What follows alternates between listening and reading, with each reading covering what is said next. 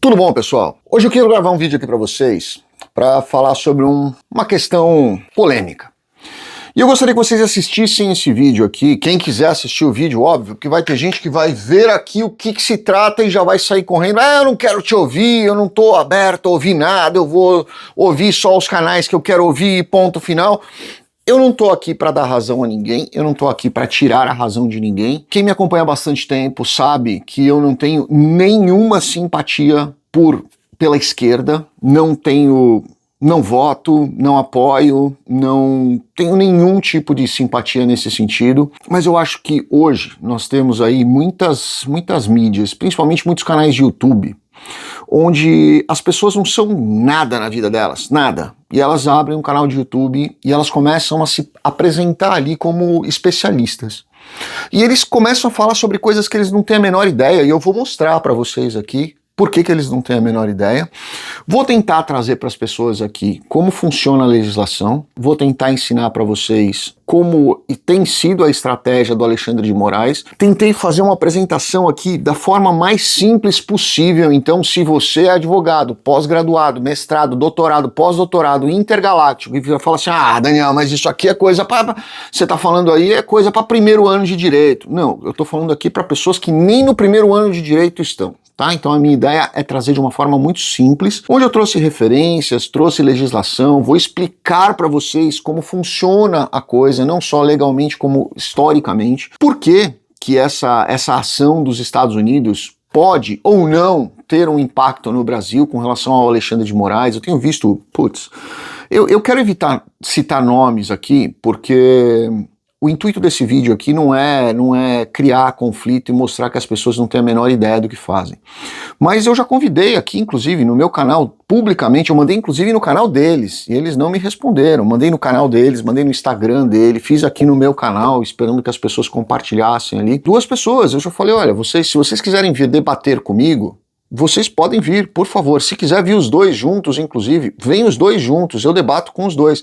Eu gostaria de fazer perguntas e responder perguntas com relação ao conhecimento jurídico deles, sobre o que eles dizem, né? Onde eles têm uma posição aí doentiamente bolsonarista, né? Eu acho que você ser bolsonarista é uma coisa, você ser de direita é outra coisa, você ser doente, seja pelo bolsonarismo ou pelo petista, é a mesma coisa para mim, são duas faces de um mesmo problema, tá? Esses extremismos são as 2 faces de um mesmo problema. E eu vou mostrar para vocês aqui que querem ouvir, que querem entender, que querem absorver alguma coisa para poder aprender a pensar melhor e fazer o seu juízo de valor. E eu aqui não vou, em momento algum, tentar convencer vocês de nada. Eu vou mostrar friamente como funciona, o que funciona, e você vai chegar à sua conclusão. Alexandre de Moraes versus Estados Unidos. Virou o assunto da semana, porque nós tivemos a publicação do secretário americano, nós tivemos aí uma publicação do Jason Miller, que foi assessor aí do consultor, na verdade, do Donald Trump, no primeiro mandato dele. O Jason Miller, que na verdade chegou no Brasil aí e se sentiu pressionado ali na entrada, quando ele tentou entrar no Brasil, e aí culpou o Alexandre de Moraes por isso. Pode até ser. E nós tivemos essas publicações, e agora nós tivemos a CNN, 2 dias atrás, dizendo, nós tivemos um informante que disse que o Departamento de Estado dos Estados Unidos, eles não citaram especificamente quem, mandou uma carta para o ministro Moraes alertando para os abusos dele. Pô, mas tá todo mundo falando aí que ele vai ser preso, vai ter passaporte, vai perder bens, Foi só uma carta? E aí, quem foi esse informante da CNN? Tem nome essa pessoa? Tem cópia da carta pra gente saber o teor? Tem alguma coisa nesse sentido? Né? Ou é só mais uma mídia pra gente ir lá, clicar, assistir, o YouTube pagar os views, os likes, e a pessoa continuar ali tendo anunciantes no canal dela pra ela ganhar o dinheirinho dela todo mês? Essa brincadeira com a emoção das pessoas, com a expectativa das pessoas e mantendo essas pessoas inflamadas, isso para mim é repugnante, tá? Mas vamos lá, vamos continuar aqui.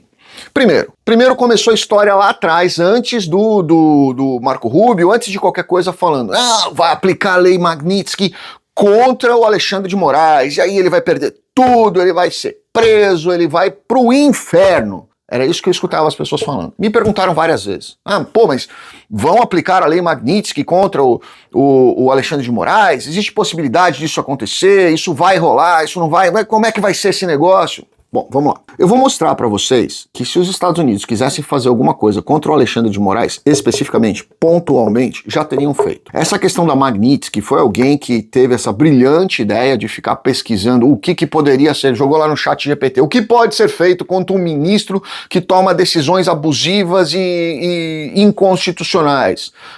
Aparece lá uma meia dúzia de coisas. Caramba, vi aqui o do Sergei Magnitsky. Caramba, pode ser, porque ele fala em direitos humanos e se você for olhar a definição da Constituição brasileira, de acordo com a Convenção de Direitos Humanos, ela vai falar sobre o direito de livre expressão. Caramba, que asneira. A Lei Magnitsky é uma legislação que surgiu nos Estados Unidos em 2012, época Obama, com o objetivo de sancionar indivíduos e entidades envolvidos em violações de direitos humanos e corrupção. O que aconteceu? Ela permite que o governo dos Estados Unidos congele ativos, presta atenção no que eu tô falando, que eu falei antes, tá? Congele ativos, negue vistos e aplique outras restrições a essas pessoas, independentemente do país onde as infrações ocorreram. A lei foi nomeada em homenagem a Sergei Magnitsky, um advogado russo que expôs esquema de corrupção e posteriormente morreu sob a custódia policial na Rússia. Essa história surgiu após a prisão do Sergei Magnitsky, que era um russo, um advogado russo, que resolveu delatar um monte de político, um monte de oligarca e um monte de pessoas envolvidas em corrupção,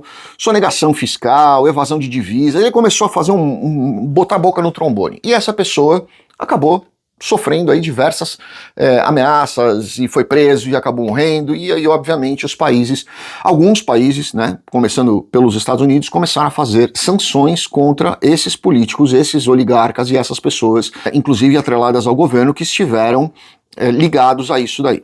Tiveram restrições de bens, tiveram cancelamento de vistos, que tiveram uma série de coisas, tá?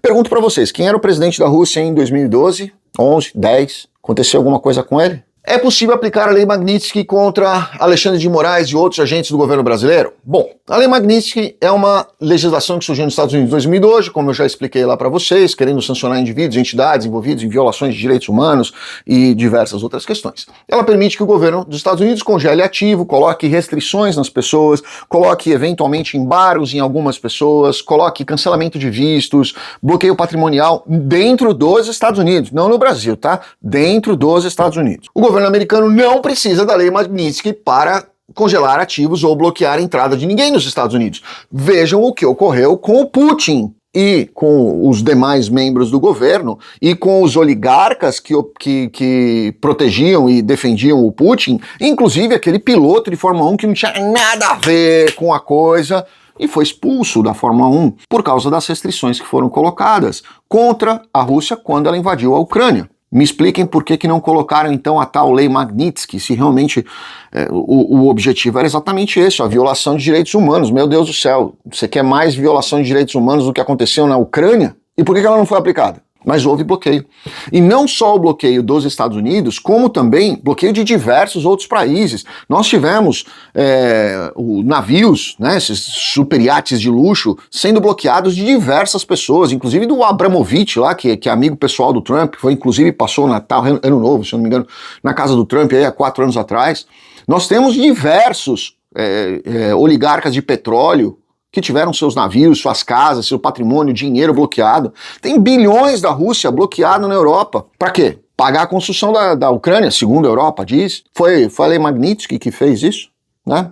Já existem normas e tratados internacionais que cuidam disso. Então as pessoas que estão batendo muito nessa questão do Sergei não tem absolutamente nenhuma correlação com a situação do Alexandre de Moraes. Absolutamente nenhuma. Daniel, mas se você pegar a Carta da ONU, dos Direitos Humanos, você vai ver que direito internacional fala aí direito à livre expressão, as pessoas têm direito a se expressar da forma que elas quiserem, do jeito que elas quiserem. Concordo com vocês, mas esse não foi o caso da Magnitsky. Né? Isso aí você está estendendo a interpretação. Eu vou, no fim vocês vão entender o que eu quero dizer com isso. As pessoas pegam um trecho de uma lei, um trechinho, um parágrafo. A lei tem 50 páginas, eles pegam um parágrafo daquela lei, que é só aquela frase que interessa para eles, e eles dizem que a lei está falando sobre aquilo do começo ao fim dela, e ela não está. O objetivo não era esse, a criação da lei não foi essa. tá? É isso que eu tô querendo dizer para vocês. Existem outras formas de punição do ministro Alexandre de Moraes? Sem dúvida. Ministro Alexandre de Moraes tem uma decisão na segunda-feira e na quarta-feira, se for conveniente, ele muda a opinião dele e dá uma decisão totalmente diversa daquela que ele julgou na segunda-feira contra alguém que ele não tinha interesse e a favor de alguém que ele tem interesse agora? Sim, acontece. Isso é constitucional? Não, isso não é constitucional. Ele pode fazer isso? Pode, porque ele é ministro. Esse é o problema, tá? E o problema não se chama Alexandre de Moraes, o problema se chama Congresso Nacional. Este é o maior problema do país. Porque se o Congresso, se os senadores tivessem coragem, não tivessem rabo preso e tivessem vergonha na cara, eles fariam ali eles colocariam todos os pedidos de impeachment que tem contra o Alexandre de Moraes e outros ministros e tirariam ele dali em 2 meses. Mas nós sabemos que não é assim que funciona. Então não adianta os Estados Unidos quererem punir Alexandre de Moraes, porque o problema não é só o Alexandre de Moraes. E as pessoas estão todas ali inflamando em cima, dizendo, mas agora é a lei Magnitsky que vai pegar no Alexandre de Moraes. Não vai mudar nada no Brasil. Nada. A história do Serguei, só para vocês entenderem, eu vou falar bem rápido isso daqui.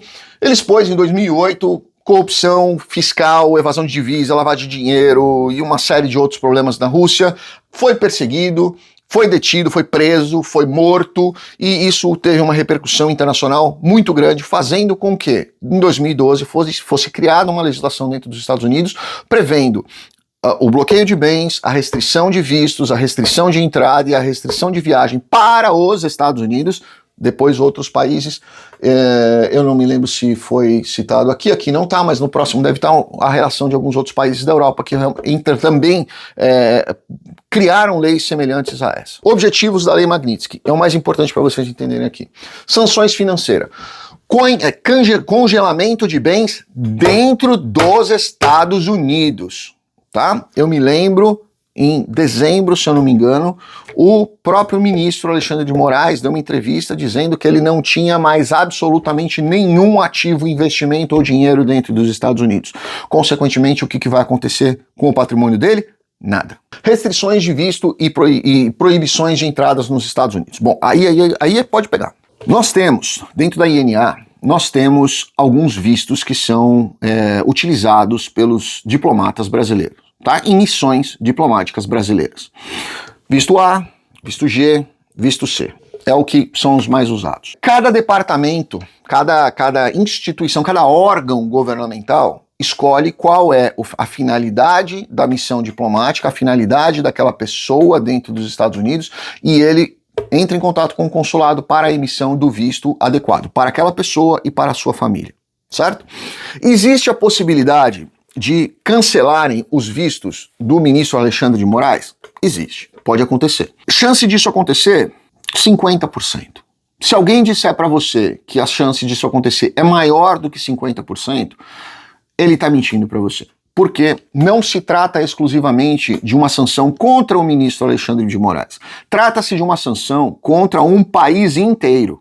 E quando você sanciona um ministro de um país, você causa um desconforto institucional, diplomático e comercial muito grande. E aí, eu pergunto a vocês, os Estados Unidos compram muita coisa do Brasil, que isso aqui é importante, e Estados Unidos não querem que o Brasil se aproxime mais ainda do que já está aproximado de Rússia e China. Entre colocar o Alexandre de Moraes na berlinda e mandar uma carta falando feio, não faz mais isso, o que você acha que eles vão fazer? Você responde. Eu não vou dar minha opinião, como eu disse para vocês aqui, em algumas questões eu não vou. No final eu vou dar minha opinião pessoal, mas não relacionada a esse caso, tá? E outra coisa, a Magnitsky, ela acabou se expandindo globalmente, como eu falei para vocês, inspirou legislações semelhantes, não é a mesma, tá? Mas legislações semelhantes em países como Canadá, Reino Unido e países da União Europeia. Censura, vamos falar sobre censura para você começar a entender como funciona a legislação. O que a Constituição brasileira fala sobre censura? Artigo 5º, inciso 4º, garante que é livre a manifestação do pensamento sendo vedado o anonimato. Quer dizer o quê? Você está livre para falar o que você quiser, mas é proibido você criar os pseudônimos. Chico Aranha, Pipoquinha Azul, ou Juca Louco, essas coisas. Você quer falar o que você quer? É o que eu falo aqui no meu canal. Tem um monte de gente aqui, às vezes critica, xinga, fala um monte, mas é tudo anônimo, XYZ, W, não sei. Você não quer ser homem, você não quer ser mulher, você não quer falar o que você quer, você não quer bater no peito e dizer eu tenho o direito de dizer o que eu quiser, põe seu nome e seu endereço, tá? Isso é o que a lei manda. Essa história de ficar criando perfil falso, perfil anônimo, para falar o que você quer, isso se chama covardia.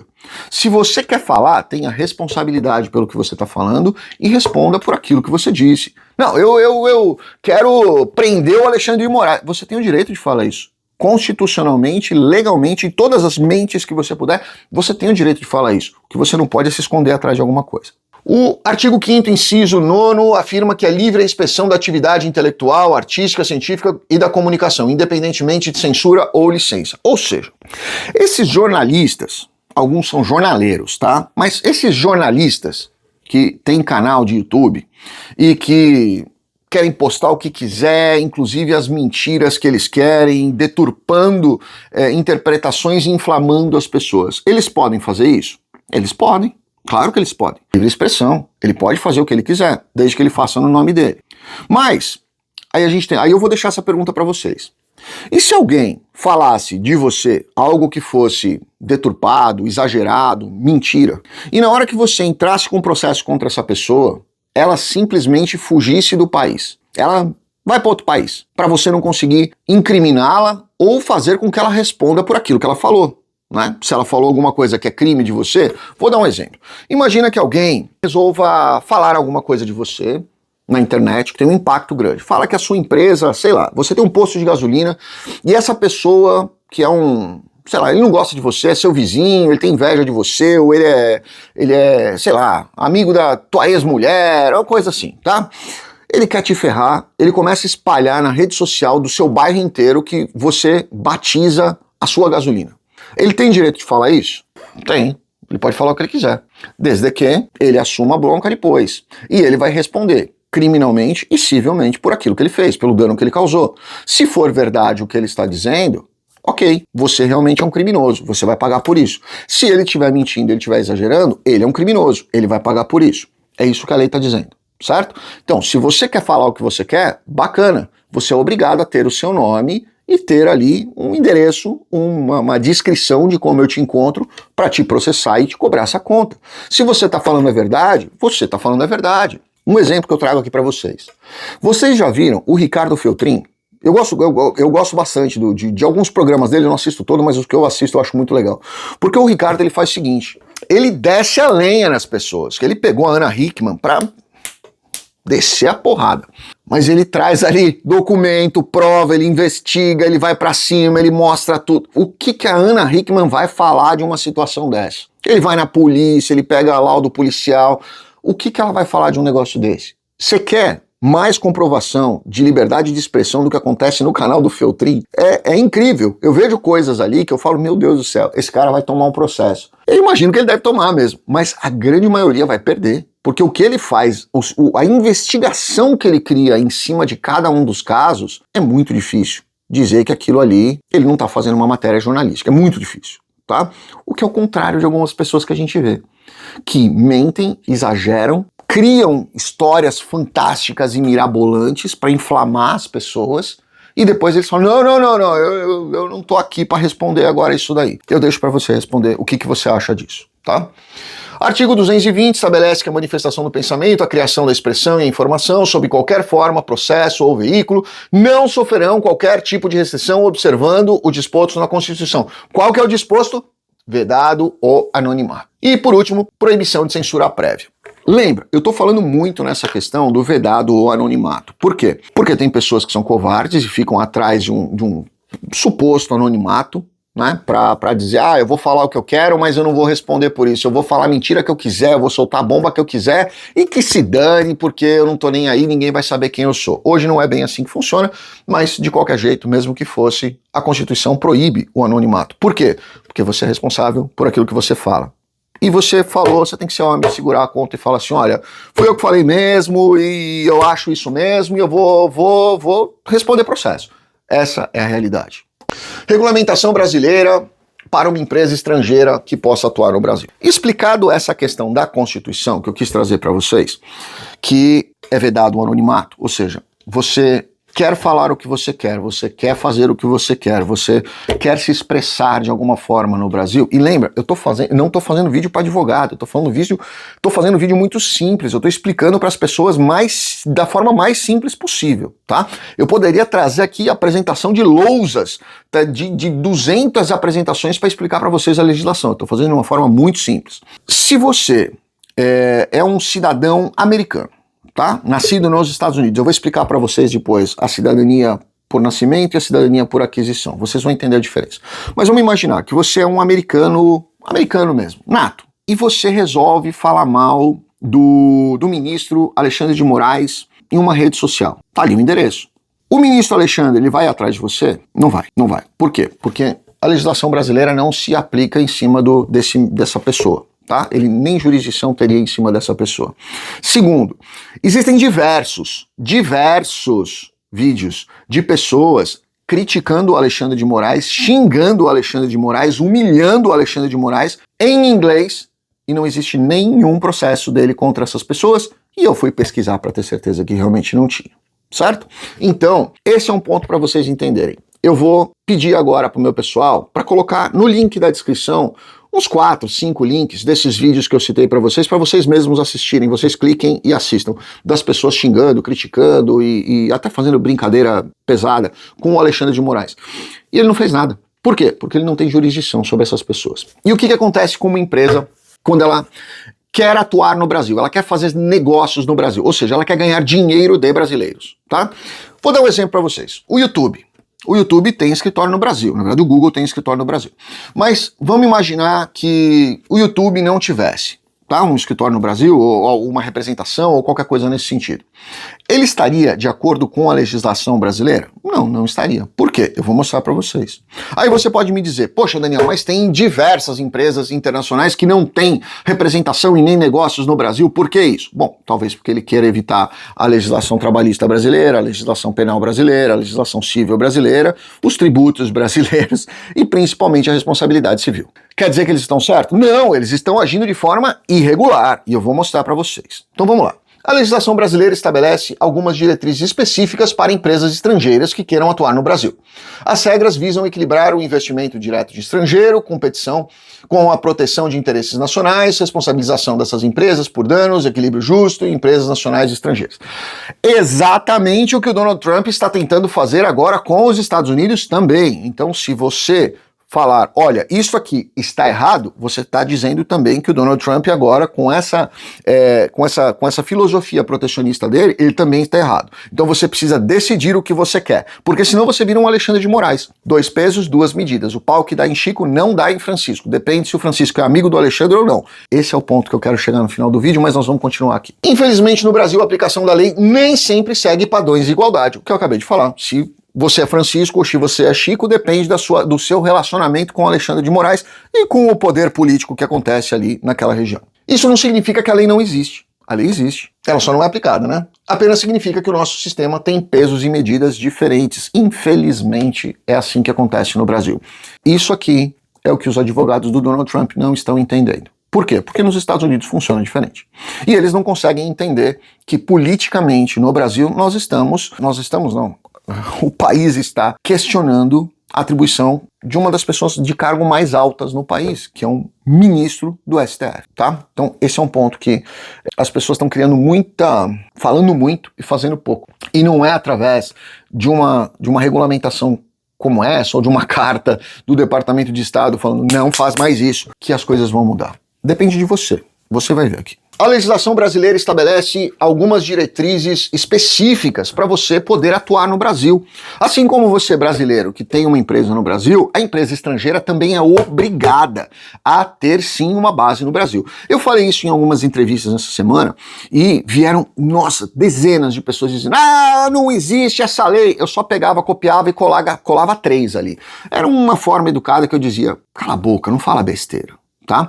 Por quê? Porque essas pessoas escutaram isso em outros lugares. E elas, inclusive, citam ali aonde que elas escutaram. É o jornaleiro. Esse é o negócio, né? É a diferença do jornalista para o jornaleiro. É a diferença do Ricardo Feltrin para o jornaleiro, né? Então, você investiga, você estuda e você traz uma informação confiável, de qualidade, mostrando para as pessoas, olha, isso aqui é real, isso aqui não é real, se prepara, se previne, vamos tentar juntar forças pra gente trabalhar junto. Você ficar dividindo forças e atacando um, atacando o outro, xingando um, xingando... Não é assim que você junta forças, muito menos que você consegue ter uma representatividade social. E quanto mais essas pessoas fazem esse tipo de coisa, instigam, falam mentiras e trazem coisas que são completamente... Nossa senhora, eu começo a olhar ali e eu tenho vontade de meter fogo nos meus certificados, que eu falo, meu Deus do céu, eu estudei tanto na minha vida para vir um animal desse, falar esse monte de besteira e ter 100 mil visualizações de pessoa curtindo ali, achando que ele tá top, você tá mandando bem pra caramba, você tá falando tudo o que eu quero escutar. Não fale o que eu não quero escutar, senão eu paro de te seguir. A empresa precisa ter um registro na junta comercial. Empresas estrangeiras precisam se registrar na junta comercial do estado onde pretendem atuar, além de obter um CNPJ. Segundo, autorização do governo. A atuação de empresas estrangeiras em certos setores estratégicos, como comunicação, mineração, pode e deve, na verdade, requerer autorização específica do governo brasileiro. Comunicação. Empresas que trabalhem com comunicação devem pedir autorização do governo brasileiro. Isso aqui, eu vou trazer a legislação para vocês na sequência aqui, quem quiser ler, estudar e pesquisar e se informar e parar de repetir, que nem um papagaio a besteira que essas pessoas falam. Nós estamos falando de empresa de comunicação.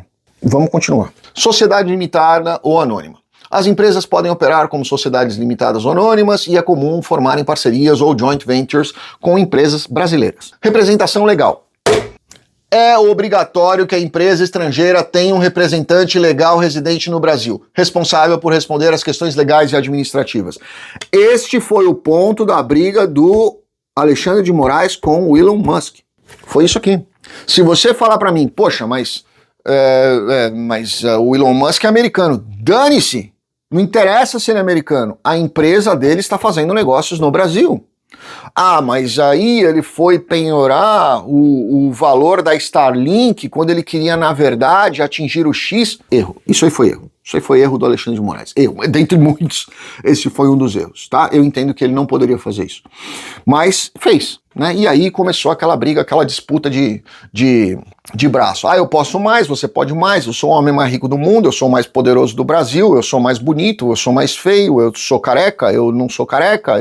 Começou essa coisa estúpida por causa dessa questão aqui, ó. Tudo começou aqui. Tá? Então quem acha que hoje a briga é o Eduardo Bolsonaro, que acha que eu me encontrei com o Trump hoje de manhã, eu estava com ele no café da manhã e o Trump dá uma entrevista 15 minutos depois dizendo, esta manhã eu estava em reunião com o meu comitê para discutirmos o conflito da Rússia com a Ucrânia. Puta, as tarifas. Meu Deus do céu. Chega, você olha esse tipo de coisa, você vê, a intenção é só inflamar as pessoas para que as pessoas continuem ali, ó, com a bitola fechada, olhando para o que eles querem e não raciocinem. Quanto menos as pessoas raciocinarem, mais essas pessoas te controlam, tá? Então quando você entende como a coisa funciona e você quer ser controlado, aí é uma opção sua. Aí você escolheu ser controlado. Cumprimento das leis locais. Esse foi outro ponto que gerou essa briga aí com o Rumble. As empresas devem seguir as leis laborais, ambientais e fiscais brasileiras, tá? Você quer operar no Brasil? Ok, vai ser muito bem-vindo, mas você precisa abrir a sua empresa, ter um representante dessa empresa, ter um endereço, ter a licença para funcionamento e precisa estar de acordo com a legislação local. Essa é a regra em qualquer país. Não é só lá, não é só no Brasil, aqui também é assim, tá? As legislações que embasam isso daí. Eu poderia colocar mais umas 8 aqui embaixo, facilmente, mas aqui tá fácil para vocês pesquisarem. Então vocês podem dar uma olhadinha no Código Civil, vocês podem olhar nas leis das sociedades por ações, vocês podem olhar na lei de investimento, principalmente a lei de investimento internacional, o decreto 2627 de 1940, ele vai trazer para vocês também diversas informações sobre isso, e a resolução 437314. Ela vai trazer para você tudo o que você precisa saber para não falar mais besteira. E se alguém dessas pessoas que falam essas asneiras para inflamar as pessoas e criar expectativas falsas, falar besteira, é só você copiar isso aí e colar lá para ela. Falar, me explica isso aqui então. Eu duvido que ela vai te explicar alguma coisa. Outra coisa se você tem plataforma de serviços internacionais. Precisam ter registro no Brasil. O que é plataforma de serviço? Google, Rumble, X, sei lá, o OnlyFans, todas essas coisas, tá? Ministério da Economia, Secretaria Especial da Desburocratização, que na verdade desburocratização é o que menos tem no Brasil, Gestão e Governo Digital, Secretaria Digital, vocês podem digitar exatamente isso, tá aqui o link, é só você clicar aí nesse link. E eu vou pedir para eles deixarem aqui embaixo também o link para vocês olharem quais são as regulamentações para plataformas. São as mesmas.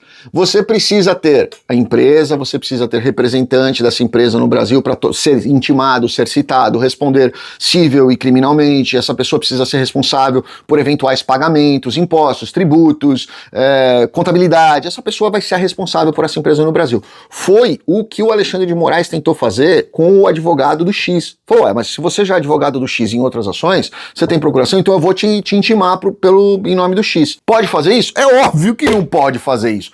Mas o Alexandre de Moraes achou que ele podia fazer isso. E o advogado saiu muito bem. Falou, não, peraí, eu tenho procuração específica para aquele caso, não para esse aqui. Esse aqui não tem nada a ver com isso.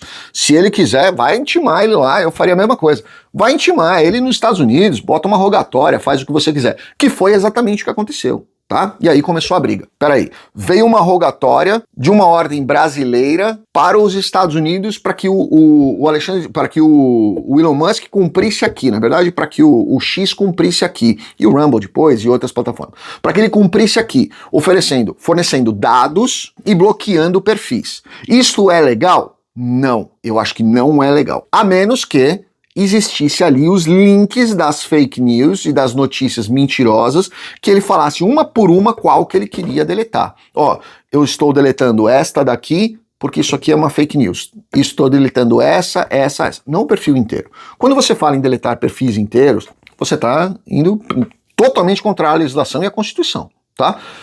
Mas eu não tô aqui para debater com vocês as decisões do Alexandre de Moraes. Posso gravar um outro vídeo debatendo uma a uma sobre essas decisões aqui com vocês, mas aqui é para mostrar sobre essa questão. Então vamos continuar nela.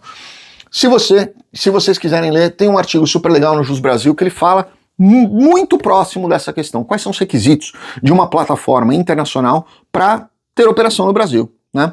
Ah, Daniel, mas as bets não fazem. É o que eu falei para vocês antes aqui, as bets não fazem, mas deveriam fazer, mas o pau que dá em Chico não dá em Francisco, depende do nível de proximidade que o Chico ou o Francisco tem com os que mandam ali, essa é a realidade. E o Congresso faz o quê? O Senado faz o quê? Absurdamente nada. Plataformas ganham dinheiro com anúncios? Sim, eu tenho diversos amigos meus que são youtubers brasileiros, recebem também normalmente no Brasil. Eu tenho diversas pessoas que recebem de diversas outras plataformas, tem, mas eles deveriam ter uma empresa no Brasil? Deveriam. Deveriam responder criminalmente, civilmente, por qualquer dano que eles causassem? Deveriam. Poderiam. Mundialmente? Não. Aí é uma outra coisa que eu discordo. Se a plataforma tem um registro no Brasil, ela tem uma licença para atuar no Brasil, aquela licença ela tem capacidade de cumprir uma ordem judicial estritamente no Brasil. Ah, mas eu quero tirar um vídeo do YouTube em âmbito mundial. Não, negativo. A ordem judicial, ela é brasileira, a jurisdição brasileira, eu vou tirar esse vídeo de passar no país, não de passar no mundo. Tá? Então são duas coisas bem diferentes aí pra gente falar. Também podemos fazer um outro vídeo falando sobre essa questão de jurisdição. O que acontece se uma empresa americana for processada no Brasil, mas não tiver uma filial ou representante legal no país? Foi isso que aconteceu com Elon Musk, né? Essa é uma pergunta que eu quis trazer aqui pra gente debater. Então vamos lá. Procedimentos possíveis. Ação direta contra a empresa. O processo pode ser movido diretamente contra a empresa americana, mesmo sem representante legal no Brasil. A citação deve ser feita por edital, carta rogatória, notificando a empresa através dos meios internacionais, bem como a publicação em jornais estrangeiros ou por notificação diplomática. Foi o que o Alexandre fez. 2. Busca de bens no Brasil. Se a empresa possuir bens ou ativos no Brasil, contas bancárias, propriedades, esses podem ser bloqueados ou penhorados para garantir o pagamento de eventuais indenizações ou multas que podem ser aplicadas pelo judiciário por não comparecimento ou por não cumprimento da lei, obrigando a empresa a apresentar representante que possa se defender no processo. Foi o que o Alexandre fez. Cooperação internacional. O Brasil pode solicitar cooperação jurídica internacional aos Estados Unidos ou qualquer outro país para auxiliar no processo. Ok, deveria ter feito. Embargos e sanções. Dependendo da gravidade da violação, o governo brasileiro pode impor embargos e sanções comerciais à empresa americana. Magnitsky. Representação legal substitutiva. Em alguns casos, o juiz pode nomear um defensor público ou um curador para representar a empresa americana no processo, caso não seja possível citá-la oficialmente. Eu também não faria isso, tá? Se eu fosse um juiz e eu tivesse que citar uma empresa americana, eu não faria isso, tá? Eu mandaria uma rogatória para ela ou faria o bloqueio de bens. Foi o que o Alexandre de Moraes fez. Só que ele, obviamente, como sempre, ele deu uma exagerada, né? Ele quis bloquear bens do Starlink, que não tem nada a ver com o X, para garantir um negócio do X. É um absurdo, foi uma calamidade jurídica aquilo ali. Mas tudo bem, ele fez. Tudo bem não, absurdo, mas foi o que ele fez.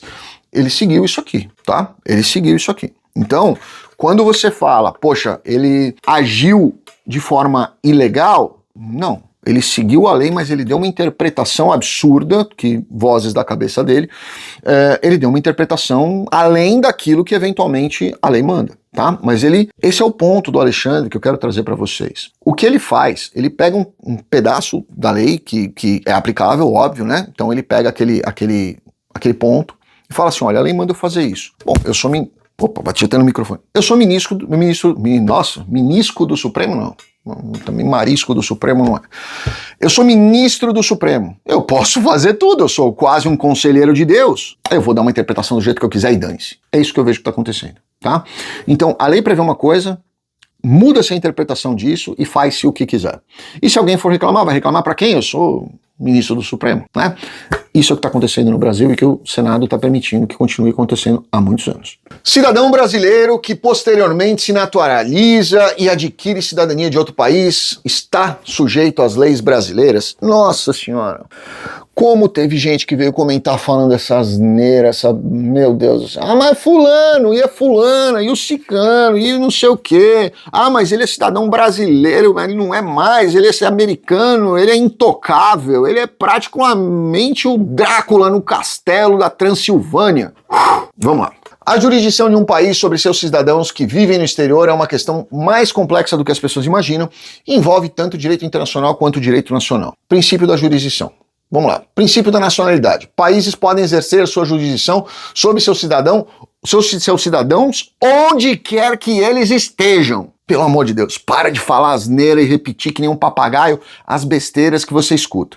Países podem e devem exercer a sua jurisdição sobre os seus cidadãos onde quer que eles estejam.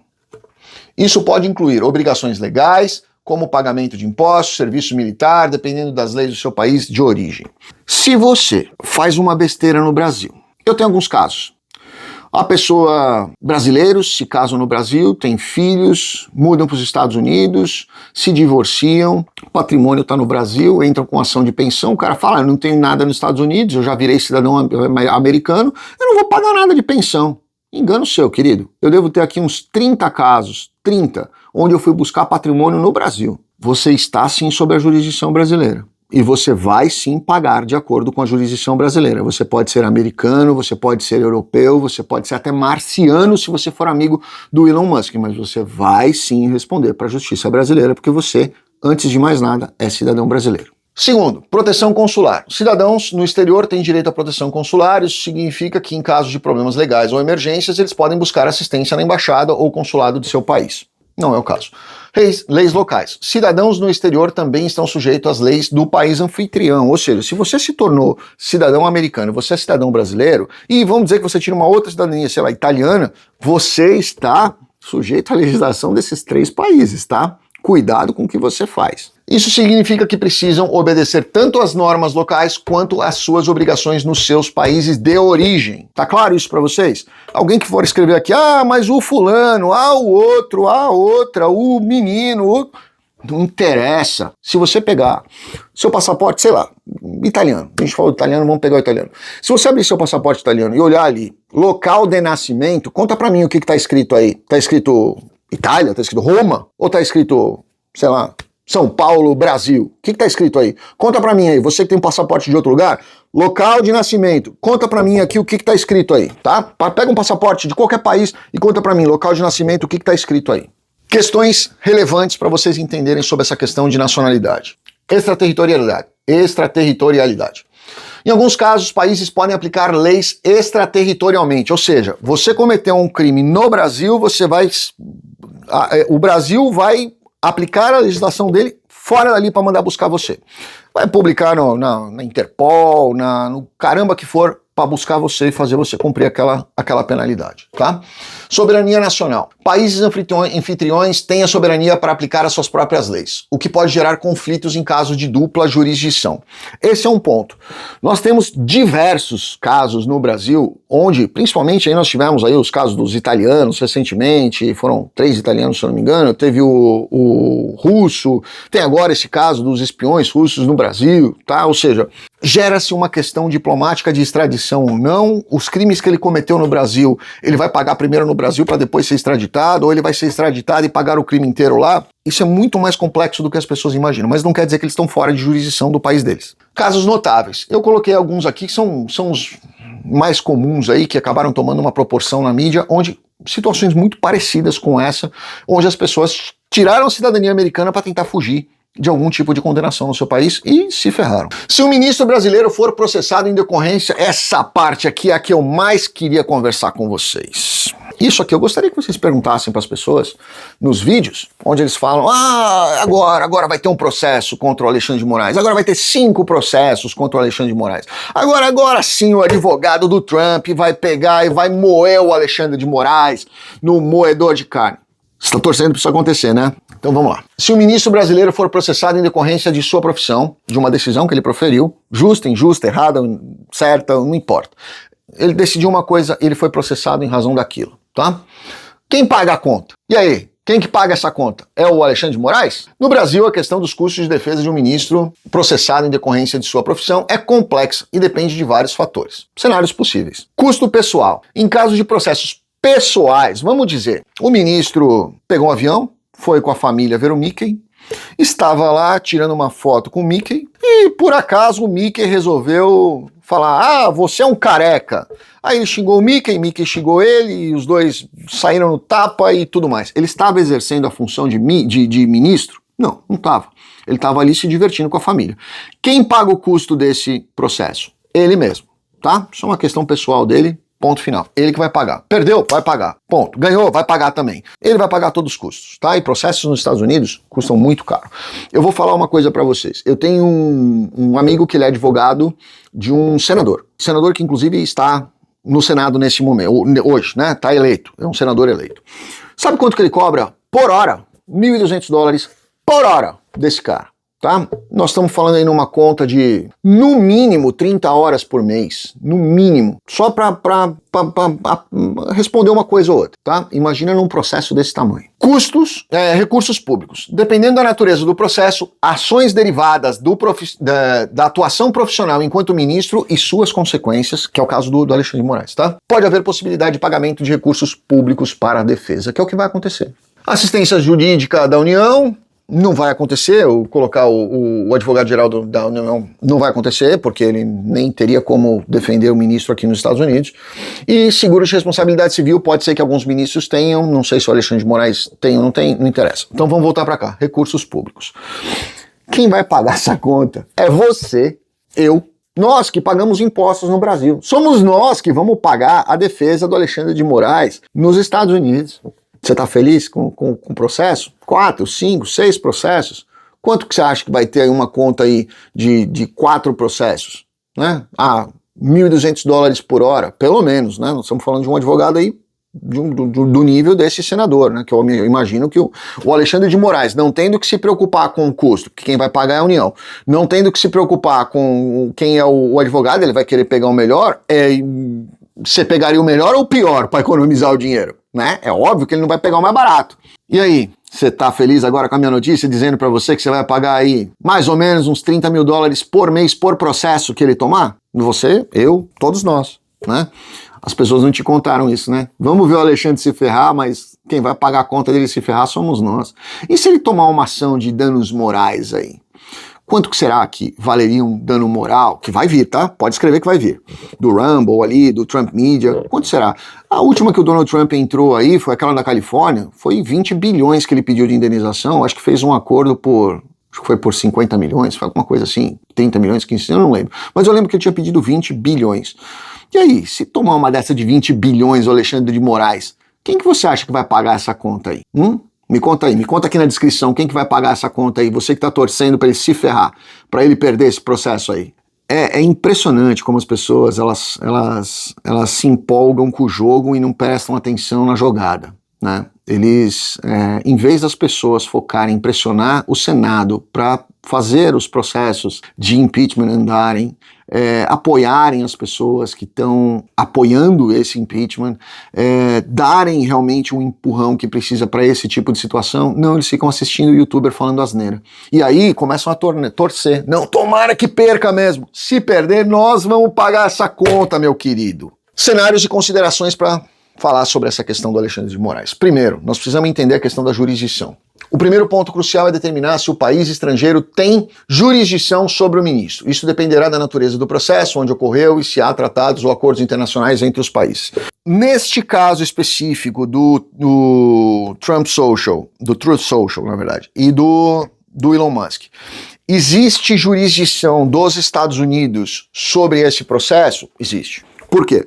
Porque o Alexandre de Moraes deu de bandeja para eles a intimação para que eles cumprissem uma ordem dentro dos Estados Unidos. Eles não são obrigados a cumprir ordem dentro dos Estados Unidos. Ele deveria ter chamado essas empresas ou essas pessoas para irem responder no Brasil. Ele devia ter levado essas pessoas para chamar o jogo no tabuleiro dele e não dado ordens de cumprimento disso aí aqui dentro dos Estados Unidos, tá? Eu não vi a ordem, não tive acesso à ordem, não sei nem se alguém tem acesso à ordem específica, a ordem mesmo, mas até onde eu entendi, até onde eu li, até onde eu pesquisei, ele deu ordem de cumprimento dentro dos Estados Unidos, ele não pode fazer isso, ele está fora da jurisdição dele, portanto, esses processos são sim cabíveis, com grande chance dele tomar uma paulada. Nós tomarmos uma paulada porque nós é que vamos pagar essa conta. Cooperação internacional. O Brasil pode cooperar com países estrangeiros através de acordos de extradição, assistência jurídica mútua, isso pode envolver compartilhamento de informações e provas. Pouco provável que isso aconteça com o Lula lá, pouco difícil o Brasil mandar alguma coisa que possa ser prova contra o Alexandre de Moraes, né? Mas, enfim, poderia acontecer. Legislação prevê que isso aconteça. Defesa. O governo brasileiro pode oferecer apoio diplomático, mas raramente arca com custos de defesa, exceto nos casos em que o ministro está sendo processado pelo exercício de suas funções. Ou seja, a conta é nossa, meu querido. Já vai preparando o chequinho aí, porque vamos ter mais imposto no ano que vem. Tratados e acordos. A existência de tratados bilaterais entre o Brasil e o país estrangeiro influenciará no processo. Alguns acordos podem facilitar a extradição ou transferência de provas. Pouco provável que isso aconteça. Imunidade diplomática. Esse é um ponto interessante. Em alguns casos, o ministro poderia alegar que a imunidade diplomática, dependendo da natureza das acusações e do seu papel no ato considerado criminoso. Essa imunidade, porém, geralmente não se aplica em crimes cometidos fora do exercício de suas funções, que não é o caso. Todos foram cometidos dentro do exercício de suas funções. Então, mesmo que ele perca, ainda temos aí a esperança, né, de salvar nossos bolsos, no sentido de, não, isso aqui eu tenho imunidade diplomática, eu posso fazer esse tipo de coisa e ponto final, e vamos discutir por mais 50 anos e quem sabe nossos netos fiquem com essa conta para pagar. Dispositivos legais embasadores estão todos aqui, eu não vou ficar lendo todos eles de novo aqui para vocês, tem bastante coisa. Quem quiser, pausa, leia, tira uma foto, depois vai pesquisar. O último aqui são os meus comentários. Política brasileira, causas do problema. Bom, vamos lá. Na minha opinião, as causas dos problemas políticos brasileiros são diversas. E eu acho que os dois extremos são as principais causas dos problemas. Como eu disse no começo do vídeo para você, né? Eu acho que essas pessoas que mentem, que deturpam as interpretações, que pegam notícias e joga no ventilador, sem nenhum conhecimento técnico, sem nenhuma consciência do que ele está fazendo, ele quer colocar notícia para as pessoas. Eu tô assistindo, eu vou continuar assistindo, porque eu vou ficar nessa mídia aqui o tempo inteiro, assistindo só o que eu quero ouvir, e quanto mais terrível for, mais notícias eu tenho para falar para as pessoas, e quanto mais... Parece minha mãe quando vai no banco. Minha mãe tem 93 anos. Quando ela vai no banco, é uma aventura. Né? Eu ouço, tadinha, ela é engraçada contando. Porque ela fala, não, você não sabe, foi muito difícil. Eu tive que andar 2 quadras para chegar no banco. Quando eu cheguei no banco, tinha uma fila com 3 pessoas na minha frente, estava enorme. Eu falei, mãe, mas só não foi no caixa preferencial? Eu fui, mas tinha 3 pessoas na minha frente. E os 3 eram mais novos do que eu. Imagina, um cara de 84 anos, uma senhora de 80, muito mais novo que eu, devia ter deixado eu passar. Eu falei, mãe, mas assim, não tem preferencial do preferencial, né? Ah, mas eu perdi 15 minutos naquela fila. Aí eu fui voltar, na hora que eu tava voltando, eu vi um gato. O gato ficou me olhando, eu fiquei com medo do gato pular em cima de mim, aí a pessoa parou, o gato me olhou e passou um passarinho. Tudo é uma aventura. Algo que é simples para qualquer pessoa. Poderia falar, olha, tá acontecendo isso, a situação é essa, positivo é isso, negativo é aquilo. Não, as pessoas gostam de explodir isso, deturpar. O passarinho que estava na árvore vira um pterodátilo, o gato vira um tigre dente de sabre, e a fila com 3 pessoas vira uma fila do SUS. E as pessoas fazem isso na maior cara de pau e não tem vergonha de fazer. Por isso que eu chamei eles para debater comigo. E não quiseram debater comigo. Né? Por quê? Não tem argumento, não tem capacidade para debater comigo. Eu não sou tão inteligente assim não, pode vir debater comigo, eu adoraria debater e aprender com essas pessoas. Né? Eu gostaria de fazer perguntas, eu vou responder também, mas eu gostaria de fazer perguntas para elas, para ver se elas sabem responder. Ou trazer aquilo que elas mesmas falam, me explica isso aqui. Ah, é assim, assim, assim. Não, veja bem, não é assim, ó. Eu gosto disso aqui, tá? Oportunidade e meritocracia. Eu sou totalmente a favor da meritocracia, totalmente a favor, sou contra vagabundo. Meu filho tá de férias, todo dia de manhã eu faço ele acordar às 7 horas da manhã, ele está de férias, tá? Ele tá trabalhando comigo, inclusive. Eu sempre digo pra ele que o horário de acordar, não importa se é férias, se é final de semana, se é feriado, não importa. O horário de acordar é às 7 horas, porque eu não tenho vagabundo dentro da minha casa. Eu escutei isso do meu pai desde que eu nasci. Eu tinha que acordar de final de semana às 6 da manhã. Eu sou legal, deixo meu filho acordar às 7. Mas aí, você vem falar pra mim sobre meritocracia. Eu acho que cada um tem o direito de lutar pelo que quer, correr atrás, e aqueles que se esforçam mais, aqueles que trabalham mais, aqueles que estudam mais, aqueles que se dedicam mais, sem dúvida nenhuma, eles merecem, por ser justo, terem algo a mais, tá? Mas aí a gente vai para a questão da oportunidade. Será que todas as pessoas têm a mesma oportunidade? Será que a pessoa que estudou numa escola pública, ela tem a mesma oportunidade de quem estudou no Pueridomus ou numa escola particular top de linha, trilingue? Será que ela vai ter a mesma oportunidade na vida? Será que essa pessoa que estudou nessa escola trilingue, top, ela tem a obrigação de ser melhor sucedida do que uma pessoa que veio de uma escola pública? O que é meritocracia nessa questão? Quem tem mais mérito? Quem veio da escola pública e virou um empresário, um pequeno empresário? Ou quem veio da escola trilingue e virou um médio empresário? Né? Quem tem mais mérito aí? Então essa questão da meritocracia, para mim, ela é muito confusa no Brasil, porque a gente sabe que não funciona desse jeito. Né? A gente não tem direitos iguais, a gente não tem oportunidades iguais. Você que é um pequeno, um médio empresário, você não tem as mesmas oportunidades do que os irmãos Batista, né, da JBS. Você não tem a mesma oportunidade. Se você for pedir um empréstimo no BNDES, o BNDES vai dar risada na sua cara e vai deixar você lá esperando por pelo menos um ano para tentar conseguir 100 mil reais. Eles pegam bilhões de reais do dia para noite. E aí a gente volta naquela questão que eu falei para você.